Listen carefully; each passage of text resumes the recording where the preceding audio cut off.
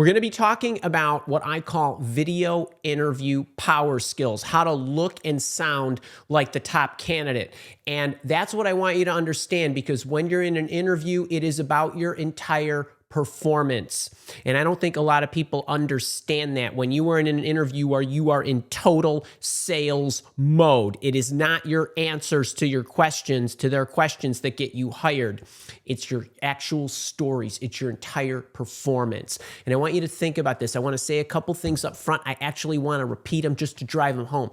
But I want you to think about, have you ever been in a job interview where you thought you were absolutely perfect for that job, but you didn't get it? Right? Has everybody been there? Right? If you do enough interviewing, you probably have. And what do I always tell you? If you're in the job interview, you are qualified, which means if you did not get that job offer, you failed as a communicator, not a job candidate.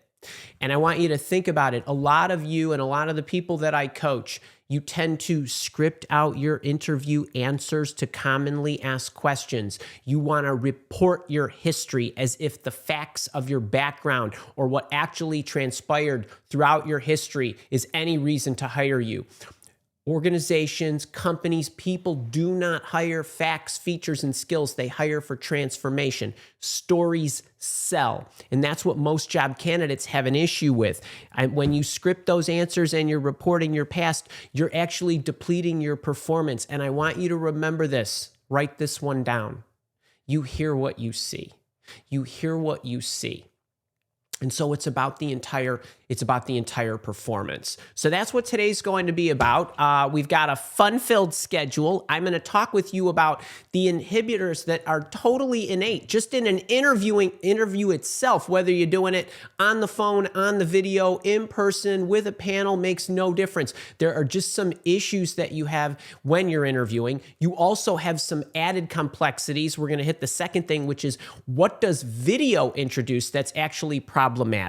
We're going to talk about how you actually get present, the posture, right? Your presence in the video. That'll be the third thing. And then 4 and 5, we're actually going to talk about verbal and nonverbal cues when you're speaking and when you're listening. I'm also going to talk with you about all the mistakes you typically make. And then we're going to cap it off with how to actually practice your performance. I think this is going to be a ton of fun. And just so you know that this stuff works, I love this story. I had to do some scheduled jimmying yesterday because I have a member of my job search coaching program who absolutely needed a coaching session. He was having an interview yesterday at 3 o'clock. It was a video interview with an organization. He had already made it through a couple of stages, but this is an individual, Brian. He's a field marketing manager or director, and he has been interviewing and has already had interviews with 3 or 4 companies, and he makes it past the screen and he makes it past the hiring official. But when he gets further into it, where he starts talking to members of the marketing team, members of the sales team that he'd be supporting, he's been having a lot of trouble. And he said, I'm not sure what's happening. So we got together and I said to him, okay, when you get to that stage in the interviewing process, typically it is about your chemistry and your connection and how they feel about you. So I started to look at what he was saying and what he was doing, and it was very apparent to me that there were performance-related and chemistry-related issues that were getting in the way of him moving forward. There were so many things about him that I was able to detect, meaning about him as a person, that were not coming through in the camera and that were really reducing his likability. Not that he was unlikable, but just that he really was handicapped when it came to building that bond. And I said to him, okay, yesterday, I always say this to every candidate I coach, client that I coach, whenever you are done with your interview, please send me an email and let me know how it went. So I want to show you what he actually sent me, just as a testament to what you're in store for today. And let's go from the bottom up. He said, thanks again. Thanks again for taking the time to meet with me. It gave me confidence in my interview this afternoon. I think the conversation went very well. It was free-flowing conversation. The interviewer talked 60% of the time. I focused on smiling posture and camera angle. These are things he and I reviewed yesterday. It seemed like as I kept nodding, this is a tip I'm going to tell you about later in the discussion today. She kept talking. These are nonverbal gestures inserted to elicit a continuation. When you want someone to keep talking, this is what you do. She gave great insights into the company culture after a big merger, how leadership supports the team. She had very few questions about my background after I gave my rehearsed intro and power story, something else we covered. Hopefully it leads to the next round. I said, awesome, this is great. Would you let me share this? He said yes, and then he came back a little later and said, I have even better news. The recruiter reached out to schedule the final round of interviews. You get the idea. So he changed a number of things that had much more to do with his performance than anything, right? He's qualified. He's getting these interviews. He's getting even past the hiring official. But he's interacting with people. What do salespeople want? They want the marketing team to support them. Salespeople, you got to have a little bit of an ego, right? They love to hear themselves talk. I don't have a problem with that. Get them talking. Keep them talking, right? So what can we do to do that? So that's what we're going to be covering today. So I hope you're excited about it. I'm absolutely super stoked. Let's get into this. I want to give you a couple reminders, and we're going to dive right in. So one of the things I said, I want you to remember, write this down, screenshot this, I don't care. Share a story. You are not reporting your history when you are in an interview. The reason that you are opening your mouth and words are coming out is to share a story that sells you. It is not to report your history. And much like your resume is not a work history document, it's a marketing document. When you are in a job interview, you are telling stories to sell yourself. Period. Hard stop. Okay? Get this down. That's the first thing. The second thing is, show of hands here. I know y'all are scripting out those answers, right? And what do? You sit there and you read them like this, right? And then you read them and recite them and you try to remember them, right? But how many of you have actually practiced your performance ever? Ever? I'm guessing that not one single person, I don't know how many of you are here in the little show with me, 174 of you so far. I'm guessing that not one of you has ever practiced your nonverbal mannerisms, cues, to make sure that your gestures are in sync with what you're saying. So remember, you are practicing verbal and nonverbal performance. You are not practicing your script. In fact, I don't even want you to write your script out. That's a big one. Reminder, you hear what you see. You hear what you see. You hear what you see. This is a big deal. You might hear what you hear, but you hear what you see. And if you don't believe me, don't take my word for it. If you ever heard of Albert Morabian, my guess is you have. Personal Code of Communication, these principles. Have you ever heard of the 7-38-55 rule? This is in communication. Studies have been done forever and ever. 7% of communications are the word you use. 38 is tone. 55% is body language, which you don't need my 9 semesters of higher math to see. That's 93% of communication are not even in the words you use. So this holds true, and it holds true at all times, but it is especially true in a video interview. Okay? So I want you to keep all that stuff in mind. Who's loving this so far? Man, I'm just in the warm-up set. All right, let's start talking about some general inhibitors. So you go to an interview. Forget the video camera for a second. You're in an interview, and what are some of the issues that already, now I'm talking about this in the context of what depletes your performance. Okay, so I want you to think about this. Generally, you're over-prepared, or you're prepared for all the wrong stuff, right? You're rehearsing answers. You're trying to anticipate, like it was chess. What questions are they going to ask me? You're very, very rehearsed, which makes you sound robotic, and you probably have cognitive overload. And do you want to know if you have cognitive overload? Have you ever typed up an answer to a question because you wanted to script your story? That is the number one marker for you're going to have cognitive overload, because it's very, very hard to remember all that stuff, and it's especially hard to remember it under duress, which means you have to burn energy in order to do that. I do not want there to be any obstacles in the flow that is you in an interview. Okay, so I want you to think about those. I just want to call your attention, because I don't want to make this the primary thing that we're focused on today.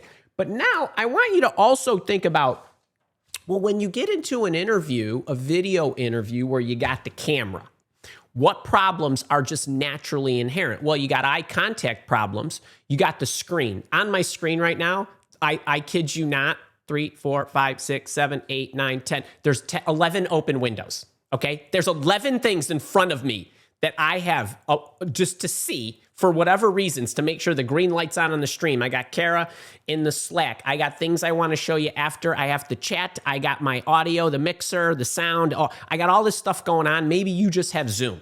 But regardless, you have a screen and it's going to distract you. And not to mention the camera itself, if you can believe it, because any of you that have met me in person can attest to this, but the camera drains about 30 to 40% of you.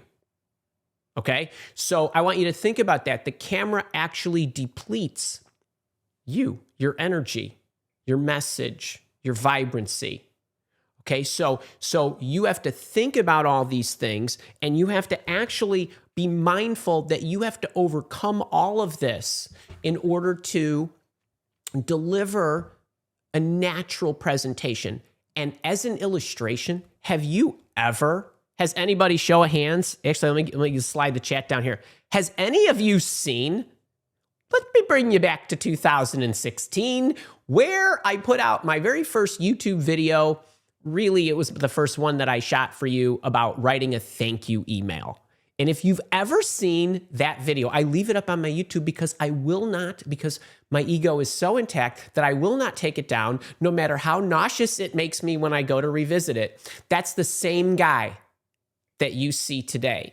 And it's the same material that I teach today. The thank you email that was written in Interview Intervention that came out in 2012 has never changed. I still teach the same principles, but I want you to see what I mean by what the video camera does, because I had to look through the camera. You weren't even there. I wasn't even doing it in a live format. I had to remember what I was saying. I had notes up on the screen. I had all these things that were sucking the life out of me and sucking all of the personality out of me. That's 10 years ago. If you think I'm high energy now, you should have seen me 10 years ago. Right? So I want you to remember that these are all present. I'm just calling your attention to them because I'm going to teach you how to overcome all of this stuff. Cool? All right. Now, next thing, I want to talk to you a little bit about posture. Okay? And I want you to remember this. Great communicators engineer presence. None of this is natural. I'm a diminutive guy. I'm 5'6". I'm not very big, right?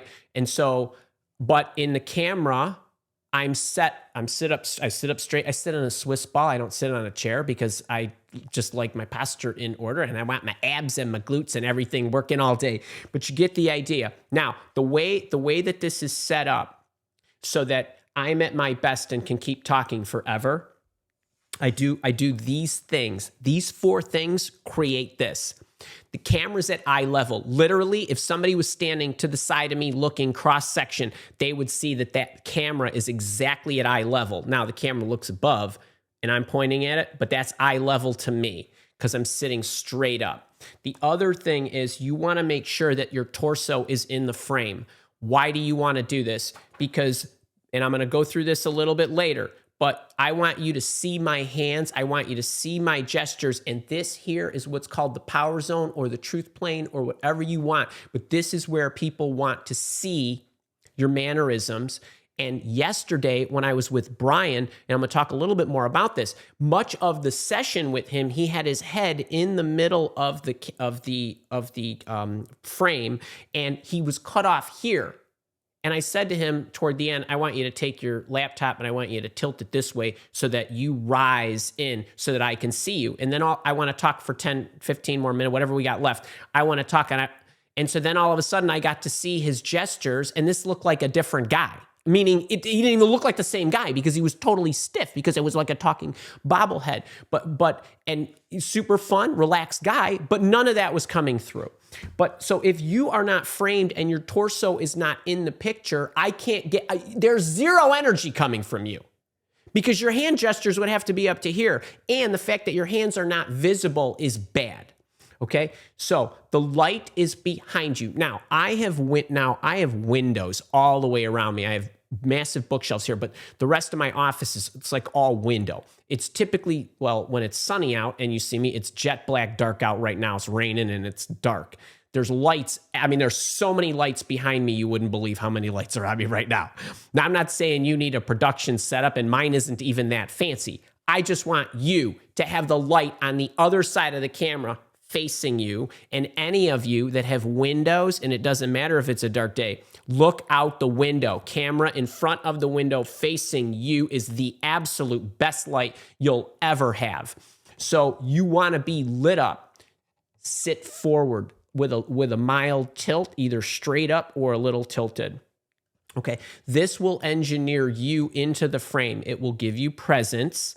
It will enable them to see you. And we're going to talk about gestures here in a wee bit. But I want, just from a construct and a posture standpoint, this is what your screen should look like. Okay, we'll talk about the mistakes you'll make. You don't have to have a background like mine. It could be a white wall. I don't care about that. I care more about this visual and your presence in the screen. Many of you do not have any presence because you got your head cut off. Okay, so show of hands. How many got their heads cut off in their video? I see Brian's here chatting. Super dude, hook up with him. He's a great guy. Okay, all right. Let's talk about when you speak. The verbal and nonverbal cues. If you're liking this, we're 17 minutes into this or so, hit the like button, share it too. Make sure you subscribe to the station. We don't want you missing any of this stuff. Okay, let's talk about when you're speaking. All right, number one, you're speaking, you're doing the talking, and we're going to talk about the verbal cues. First thing is, I know this sounds obvious, but very few people do it. Powerful, clear, concise language. Now, if you've never heard of my CAR technique for answering any kind of interview questions, CAAR, I have, umpteen videos on my YouTube channel. I would check them out. The CAR formula is designed to give you powerful language that's clear and concise. If you stay within it, it will be your greatest friend for all the subsequent tips I'm about to give you. But when you talk about language, there's I was working on this project and we had a whole bunch of people on it, and it was a very large project with a big budget. That's not powerful, that's not clear, and that's not concise. I don't have any visual, any understanding of what you're actually explaining to me. I ran this 50-person project with a $200 million budget that spanned 5 continents and covered these business functions. Right? That's clear, concise, direct, paints a picture. Okay, so number one, verbal has got to be in the packaging itself. That's one. Two, the language has to be confident and direct. What do I mean? Well, what a lot of you do, and when I say a lot of you, I mean I coach 500 different people a year, meaning individually one-to-one, just them and me. And most of them do this because they talk about, well, I didn't do that activity and I was involved and I was on a team and I was helping put together the communication plan, but I didn't. No. Every word that comes out of your mouth in an interview is told from your vantage point. It's a story where you are the center of the universe. You are. Okay, this is not bragging. This is not being self-centered. It's telling a story from your vantage point and your understanding of what's happening, what you did exactly, or what you might have had help with. But the way you speak in the story is with confident, direct language. We put together this communication plan. My job was to oversee it and ensure it had these 7 pieces so that when we rolled it out, we were targeting an increase in communication of 30% and a decrease in misunderstandings of 50%. That is clear, concise, and direct language. When I get into a spot where I say, well, as a marketing manager, we put the remote control car in a box, and then we held the remote control, and then we mailed the box to it's like, whether I did that or I had an assistant do that, you're telling the story and the sequence of the actions and what the actions were leading to and the results. I fielded the calls. Here's how I turned them into business. It all has to be confident and direct, but you can still articulate this with a manner where you are the center of attention, you are the centerpiece, and you are either doing the act or you are instructing the act, or you are making the act that somebody else did better. That's it. That's what you're going for. Be very, very direct, because you don't want to be talking your way around it, because then you start getting questions like, well, what did you specifically do? You know at that point, if you got that question, you stepped on a landmine. All right. Signal structure with your words. Again, everybody who's familiar with my CAR technique knows that there is structure designed to signal structure in your words, because you are literally walking the person who's listening, the interviewer, you are literally walking them through a formula: step 1, step 2, step 3, step 4. So what you want to do is, and then the first one and the second one and the third one or whatever. But every time you talk, you want signals with your words, and you can add the gestures that signal structure. But remember, the words themselves should signal structure, so that you are also giving yourself a chance to insert a non-verbal gesture that emphasizes the structure that are already embodied in the words. Okay, then the other thing that you want to consider, or you want to do all the time, is everything that you do and say should have warmth and enthusiasm. What do I mean? I absolutely loved working on that project because it gave me a chance to help these starving children. Why did you leave your last company? I loved working there, but there were budget cuts, right? That's warmth and understanding, or warmth and enthusiasm. But a lot of you don't use the language. You don't use the language. That doesn't help, because if you don't use the language, any non-verbal gesture you insert that should be consistent with the language you're using is crossed. Makes sense? Makes sense. All right. And then the final piece, verbal, when you're speaking, is you need to tailor the language to the audience. Well, what does that mean? Well, you're not talking technical bits and bytes with the HR person, and you're not talking technical bits and bytes with the CEO, right? You're talking strategy. You're talking, or with the CEO, you're talking culture. You're talking features embodied in the culture, adjectives that describe the culture, general skills of the best performing people, right? So you want to make sure that this is tailored. And then what you want to do is you want to enhance your verbal with your nonverbal. Okay, so what do I mean here? All right. First thing is, all your gestures should be in the truth plane. This goes by a lot of names, by a lot of people, okay? But basically what you're doing is you're trying to keep most of your, gestures in this zone, from your belly button or your waist to your neckline, okay? Give or take, to your shoulders, but across your chest. This is where you want the gestures. If you are not in the frame and you guys are like down here, then I can't see any of that. And there's a reason that I want you to have your palms forward, because why did I say hold up your hands, right? This is open, welcome, and honest.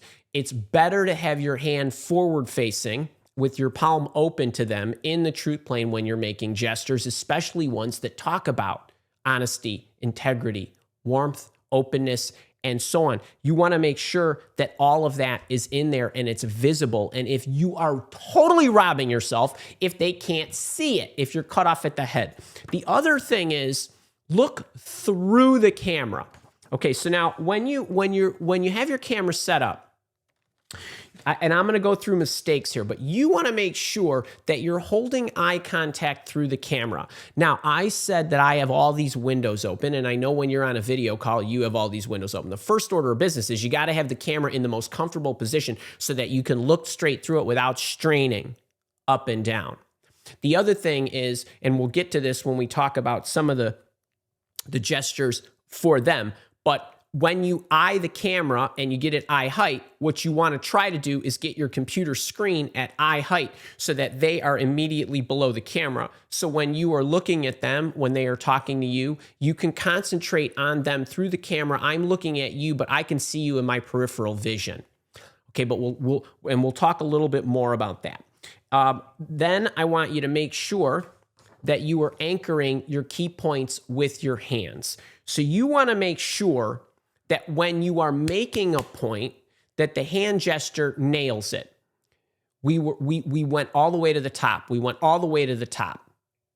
We hit the bottom. We knew we had it. We knew we solved it. Something like that. And you never want to stop mid-sentence, ever. The minute you cut off a key point in the middle or you pause a sentence that should be complete when you're verbalizing anything, it's like you're lying. It's like you're having to manufacture and think. You don't ever want to do that. So when you want to anchor the key points, you want to anchor them at the end of the sentence with a nonverbal gesture, and you never want to interrupt your sentence with a pause, ever. So don't ever do that. And you might be saying, well, Andy, this is a lot to think about. This is why you practice. Okay, but you get my point. Okay, on message with the facial expressions. In order for you to have integrity and honesty and for them to interpret it that way, they need to see congruency in your verbal and nonverbal mannerisms. So, why did you leave your last company? I loved working there, but they had budget cuts. You follow me? That's consistent with what I'm trying to convey, right? Or I could have smiled like, oh, I loved working there, but they had budget cuts. You follow me? If the sound was off, you would have known that I said something positive and then was bummed out. Am I right?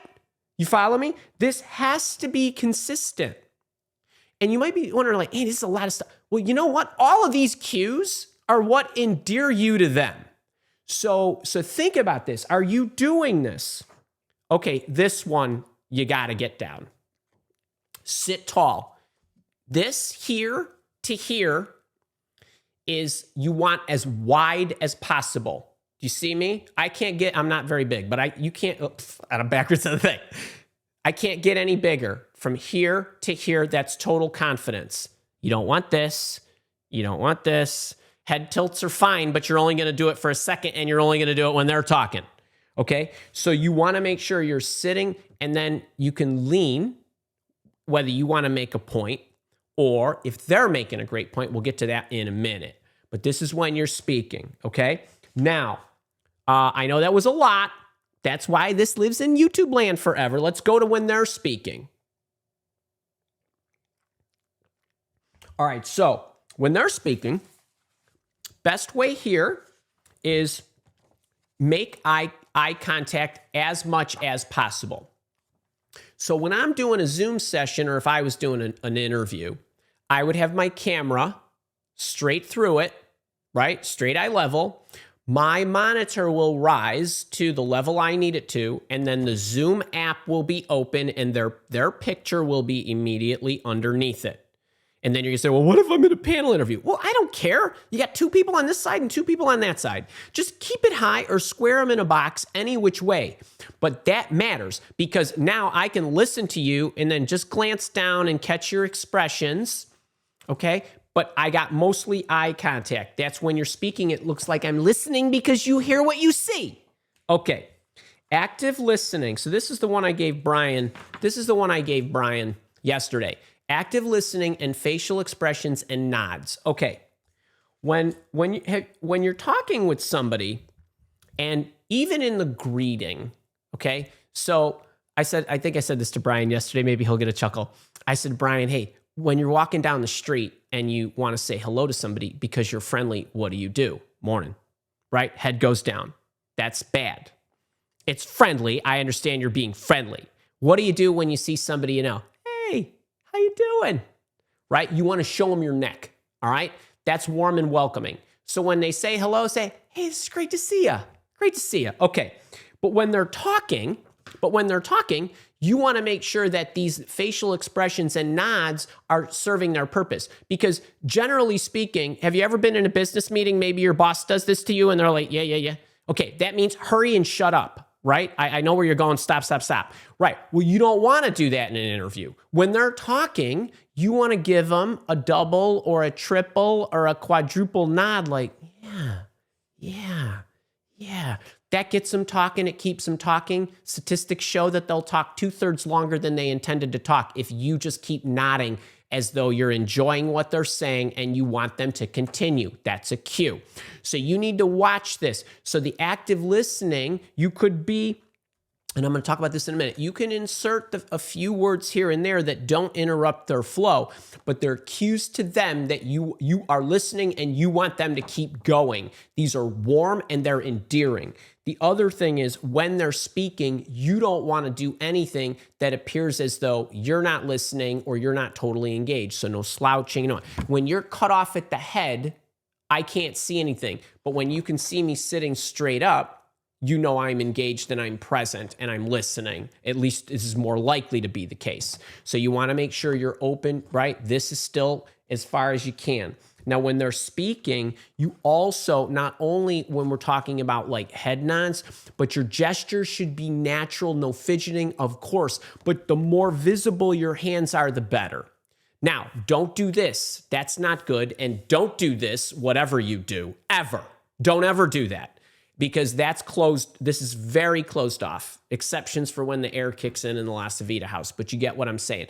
You want to make sure that when they're speaking, your hands are visible if possible. It's okay. I get that you get tired, and a lot of times I'll put my hands on the table, right? And I'll just make sure, but I'm not fidgeting around and shuffling papers and doing a lot of stuff because I'm listening to them, but they can see much of me still. And that is actually a signal that you're listening, even if you're not moving. So you want to be really, really careful. And then if you want to give them some verbal cues of engagement, when you're doing this, like, oh, great idea. And that's not going to stop them. Keep going. That's clever. Interesting. Right? The eye squint, that's I'm listening. So you can do that, and just being consistent with what you're doing. Really clever. Right? Great idea. Right? It doesn't have to be, it doesn't need to be loud and demonstrative, but you want to make sure that you're doing that. Okay? So those are some of my favorites. There's a lot of other cues that you can do, and rather than go totally rapid fire, I wanted to get some of these mistakes in as well. All right. So, biggest mistakes that people generally make. All right, the mic. Okay? If you're doing a lot of Zoom sessions, go out, spend the $100 and get yourself a microphone. This is a $400 and $500 microphone. You don't need this, okay? And because if you get this, you're gonna have to get a mixer, and that's gonna cost you more money. You don't need that. You could get a microphone that's $100 that sounds like a Boss quality, and it plugs right into the computer. A USB-C or whatever. It'll plug right in, right near your computer, and you will totally take out any of the annoyance with, echoes and all that other nonsense. It'll sound great quality. The camera, eye level. For the love of all that is holy, everything goes straight. Everything's in alignment here, okay? Everything's in alignment.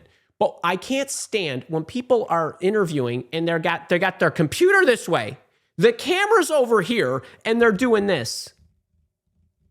Okay, I don't know what you're doing. I'm talking about in an interview. So don't ever do that. Everything needs to be perfectly straight and all in one direction. I'm getting ahead of myself. You got to watch your connection. You need to test everything. Every time we do one of these shows, I test everything, even though the setup is the same. Occasionally, the mixer and the Mac Studio don't connect or something. I need to make sure that everything's working. I test it. I need to make sure there's no ground loops in the electric, and that there's no hissing or any of that stuff. Just make sure that where you're at in your house, the lights are on the other side of the camera, right? Everything is set up correctly. And as I said, from a postural standpoint, everything in one direction. You do not want any extra motion when you're in an interview. You don't want to have to turn ever. And you don't want to sit in a position that's uncomfortable where you're doing that. Okay, because I know a lot of you do this. I'm sure of it. I was on with somebody the other day who had multiple monitors. Like, wait, hold on, stop all that. Is that how you interview? Say, hey, you got to kick one to the side, get one, you and me, because I need you to. This is practice. You got to practice. You're gonna play in the game like you practice. Get used to it. Okay, all in one direction. Do not have a messy or a fake background. Ever. Do not ever use a fake background, because what does that say? I'm hiding something. What's it going to do to your gestures? Oh, God. You're going in and out like you're in a, I don't know what the hell you'd call it, but like you got hands going in and out. It looks ridiculous. Just have something reasonably clean. Okay. Now, unless you have a dachshund, I want you to watch your pets, your phones, your everything. You know, my phone, I have a desk phone. It's unplugged. I have sound. All sound is muted, right? Now, obviously, it's not going to be muted for you, but my point is you want to check everything and make sure that nothing can ring, nothing can vibrate, nothing can distract you. Because even if your phone is on silent or whatever, it like, you know, I have a Mac Studio, I have a 27-inch monitor. In the upper right-hand corner, if I don't turn off all the alerts, they'll just keep beeping at me. Email, beep. So-and-so's texting you, beep. Sound on, something sharing your whatever. Like, get all that stuff turned off, okay? You want no distractions. Okay, now I want to talk practice. I'm going to give you some of my practice tips. And Catherine, no blurred backgrounds. That's what I mean. No fake background, no blurred background. Because why? Because you don't get to see any of this. Okay, and it looks like you're hiding something. Practice tips. Here's what you do. So first thing is, y'all got Zoom or y'all got whatever. Turn the dang thing on. Get your power story. If you don't know what that is, check the car techniques on my YouTube channel. Get yourself a 3 or 5 minutes is better and talk. No stopping, just talk. Okay? Just talk. Record it. Okay? Then what I want you to do is I want you to watch it. You can have the video and sound on, meaning, how did you sound? And I want you to look for, does it sound natural? Is that a person I would hire? Do I believe that person? How is my cadence? I worked with somebody yesterday, and very smart woman, but very fast talker. Okay. And then it was the speed or cadence at which she spoke, but it was also the words that were in there. You have to watch what signal am I sending? I'm trying to sell these features about me that I have this experience and can help transform them in that manner. Does that come through? I'm watching the whole thing and I'm evaluating everything. Then what I do is I listen only. I want to listen again. Now, how do I sound if I can't see me? And believe me, without this sense, without sight, you're going to pick up cues. You're going to pick up filler words. You're going to pick up those kinds of things. Speed. Did I stop in the middle of a sentence? Hang on a second. I need to be able to, right, get through that. Then I want you to watch it again, and I want you to turn the audio off. Okay? I want you to turn the audio off. Now, you've watched it a couple times with the audio on and the video on. Now you know what you're saying. Now I want you to watch it. So here's what I do every week. This show, when this show's done, I'm going to watch it and I'm just going to enjoy it. I'm going to watch the show. I'm going to take it in like I was you, and I'm going to watch it. And then I'm going to watch it again, and I'm going to look at the chat, and I'm going to watch all the chat, and I'm going to see, were they chitty-chatty? That means they were bored with me. Were they silent? They probably were paying attention to what I was saying. And I'm looking at engagement. I'll watch it again to watch me and the performance, meaning, did I hit the cues where I wanted? Did I drop the bomb where I wanted? Did I forget anything that I wanted to say? Did I sequence it properly? I'm looking at all that stuff. If I didn't know what I know, would that make sense? Okay, now I'm doing some of that, but I don't rehearse a lot. Okay, so I just show up and I roll through it, and then I critique a lot. Then I watch, or I listen sound only. So now I'm like 4 times in. Now, I might not watch the whole thing all the way through, but I might pick sections, or like in the Q&A, I might pick one of the questions you ask me, and I'll do this over and over again. And what I'm doing is I'm looking for all of these things so that I can improve this much. Then what I do is I shut the sound down. Then I look. Then I say, would I trust that guy? Does that look good? Does he look like he knows? Right? Yes. So I'm looking at all of that, and I could tell you what's coming out of my mouth because I've already heard it 4 times. So now I'm watching it, and there are adjustments that I'll make to the way I teach or what I do or the examples I use or the gestures I use. So that's just one tip, okay? That's one in analyzing your situation. All right, next thing is, well, you got mock interviews, you got a friend, you got a spouse, you got dear Coach Andy who's never gonna abandon you. If you need me to do that, mock interviews are a popular request with Coach Andy. So I would do one of these, and get my wife. We got a big house. You go on the other end of the house. Just get somewhere else. Let's get on the Zoom if I need to. Right? You could do that, or you could do it in person. But I do it on video. I do it on video because if you could do it on video, you can dang sure do it in person. Okay. One of the things I used to do when I first started doing these shows, every day, 5 minutes, I would teach something off the cuff, and I would focus on eye contact and concentration through the camera. Now, remember, you don't need to stare through the camera like this. That's unnatural. And even if I was with you, look, I looked away. But most of the time, you want that. So what does that do? Number one, it gets you used to this. It gets you practiced in the position. It gets you practiced in the posture. It gets you practiced knowing that there is somebody on the receiving end of that camera. I'm concentrating. It's natural. I know what I want to say. And it becomes more and more automatic for you so that you are not being drained by the fact that you need to think about what you're going to say at any moment in time. I'm not even thinking about that. I'm just delivering it to you. So 5 minutes a day, just talk through the camera, pick a power story and talk. Okay. And then listen to yourself and watch your pacing, watch your tone, and watch your fillers. Did the tone go up when it was supposed to? Did the tone go low? What octave of your voice are you using? Do I want to be serious? Do I want to be fun? Right? So, filler words, right? I have a habit of putting in expressions that I've tried to reduce. Know what I'm saying? Get where I'm going. Know what I mean? Right? Sometimes people are using those as fillers, and those are replacing the and the and the and the whatever. Right? I have other tics or whatever, and then I try to work to remove, but you got to become conscious of them. And so practice that and watching, and then practice sitting up straight. Mom was here. I know she'd be proud of this one, but do you know that this is a skill? This is a skill. I practice this stuff because I come and I see you every week, or like tomorrow I have a show and Thursday I have a show. So I would practice that. So I'm not going to recap all of that, but I do want you to I'm going to run through the practice steps again. Record yourself. Watch it. Watch the whole thing. Watch it with the sound off. Watch it with the video off. Look to see how you're performing. It'll be eye-opening. Try to get the mock interviews.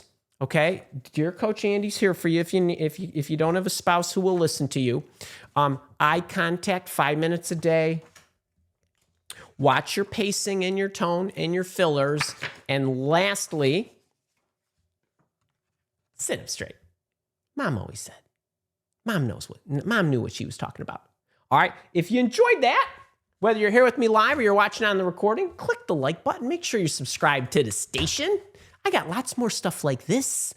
45 minutes. I'm living right. That's about what I wanted to do this in. If you're here with me live, we're going to the Q&A. If you're watching this on the recording, I'll see you next week.